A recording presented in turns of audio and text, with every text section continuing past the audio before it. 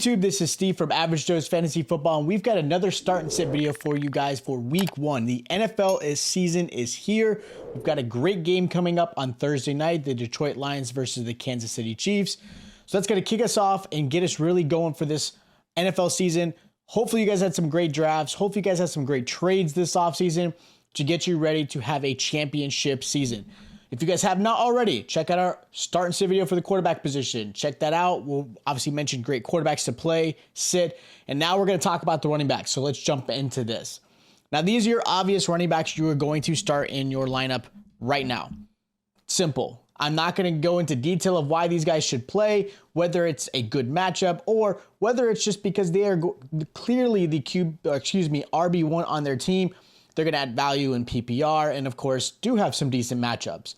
Now, let's jump into the starts. Now, my first running back I have starting that should be this week is J.K. Dobbins versus the Texans. So let's be fair. The Texans do have a new head coach in DeMeco Ryans, who used to play for them, great linebacker, was the defensive coordinator for the 49ers, who had the best defense last season. He is absolutely going to put his stamp on this defense. But that's not going to change overnight. That's going to be something you're asking way too much. JK has a great matchup. Texans last year allowed the most points to running backs with 31.5 points combined. They allowed 140 yards on the ground, 6 targets in the air. Dobbins should have a great start this week. I think Lamar's going to have a great start this week. Dobbins should be in that 15 to 20 point range. Let's be honest. The Ravens are going to be up, which is going to allow Dobbins to run the ball, eat that clock away just so they have a victory. So I like this one. Another running back I like this week is going to be Cam Akers. He's going against Seattle. The Seahawks allow 27.2 points to running backs last season, allowing just over 114 yards on the ground and 6 targets in the air as well. Akers last year against the Seahawks, he finished as RB8 and RB11. He was averaging over 16 points a game. So if he can obviously keep that going, again, you're expecting that type of similar performance. Seattle is going to be a high-performing offense. They've got a great offense going, so there is going to be some challenges there. They're going to have to use Akers to slow this offense down because they don't want Seattle on the field. Cooper Kupp is expected to miss. Nothing's been official yet, but he's dealing with that hamstring issue. He's in Minnesota right now reevaluating it, figure out what's going on. So now you have one less wide receiver, a really great wide receiver. Stafford is obviously still up there in age, and he has his health issues. Akers really has to be the guy right now to really step it up. But I do like him. I like this matchup really well for him. I think this is going to be a good one. So I like Cam Akers this week. Another running back I recommend as a good start is going to be Khalil Herbert versus the Packers. Herbert does worry me a little bit with obviously Deontay Foreman. He's expected to get some touches in this game. But I do like this matchup for Herbert. Packers allowed 113 yards on the ground last year and 5 targets in the air, allowing 23.6 points to running backs. Herbert did show some flashes last season, but I do expect him to get touches early. He's going to get some great PPR receptions. He is going to be the explosive back. I'm hoping he does become the red zone threat. I don't want Foreman to steal that. This backfield does worry me a lot, but I like this matchup for Khalil. I know a lot of people have kind of said, I'm not expecting him to be an RB2. I think he's a great flex this week because of the matchup. So I do like him as again, flex, low RB2 this week. Now, first running back I'm going to mention as a sit. This is a big one. Najee Harris. He's going against the 49ers. Like I did with Kenny Pickett, this is a tough matchup for Najee. 49ers only allowed 59 yards on the ground last year, which was the league best, keeping backs to 16.4 points. Najee will need to get going, but those linebackers in that 49ers defense is phenomenal. All-pro, Pro Bowler. They've got a really good defense, and I know DeMeco's gone, but this defense is going to still do really well. Nick Bosa may be out. They're obviously dealing with that whole contract situation, which is still going to affect this team a little bit. The only way Najee can salvage this for you guys, and I'm expecting a really low RB2 in this one for him, is if he adds value in, again, the receiving aspect. That's the only way he's going to really revive. I know most people drafted him probably in the 3rd to 4th round.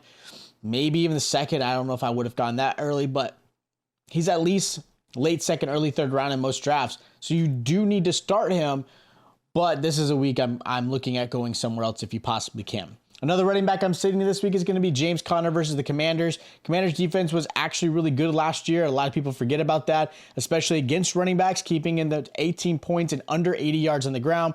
On top of that, only allowing 4 targets in the air, and Conner will be the only weapon the Cardinals have. look for 9-man boxes. Look for the Cardinals to force the pass because who knows? They have not announced who their quarterback's going to be at all. So this is definitely an offense that no one's expecting any high points out of. Defense isn't going to be great. This is a team that is looking to sell young, sell old, get their young players possibly playing. James Conner is really the only guy who's going to have any type of effort, and unfortunately, this is not a great week for him. Another running back I'm sitting in this week is DeAndre Swift versus the Patriots. Swift is explosive. I'm one of the biggest Swift fans. If you guys have watched this channel for a while, and I do expect him to perform pretty well in this Eagles offense. But this is going to be a challenging week for him. Patriots only allowed 18.2 points last season and under 80 yards on the ground. Patriots also allowed the fewest touchdowns to running backs as well last season. Penny is still a factor. You can't forget about Rashad Penny. Jalen Hurts is still a factor who was one of the most effective red zone goal line quarterbacks in the league. So I don't expect much out of DeAndre Swift. Again, really low RB2, maybe a possible flex if you're looking to possibly see some value in the pass catching aspect, but I don't expect Patriots to be a high scoring game. So I don't expect them to be passing like super crazy. So I think Swift is a good sit this week. Now my sleeper for this week is going to be Antonio Gibson versus the Cardinals. I like Gibson a lot this week. I know you could also play Brian Robinson. It probably wouldn't be bad either just because I think they're going to be hot up enough that they're going to run the ball with both guys. But I like Gibson a lot more. His value is absolutely perfect.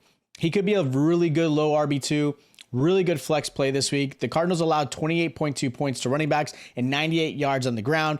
They also allowed 6 receptions per game, which is one of the worst last year for defense. And this is where I think Gibson's going to succeed and really do really well, especially with McLaurin possibly missing this one. You've got Dotson, who I really like, but again, Gibson's going to be that guy who's going to get some value. And they're going to obviously allow Howell to kind of really settle into this season. So I think they're going to run with both Gibson and Robinson, but I think Gibson's going to be the better back. So those are my start sits for week 1 for the running back position. If you guys haven't already, make sure you guys check out our quarterback.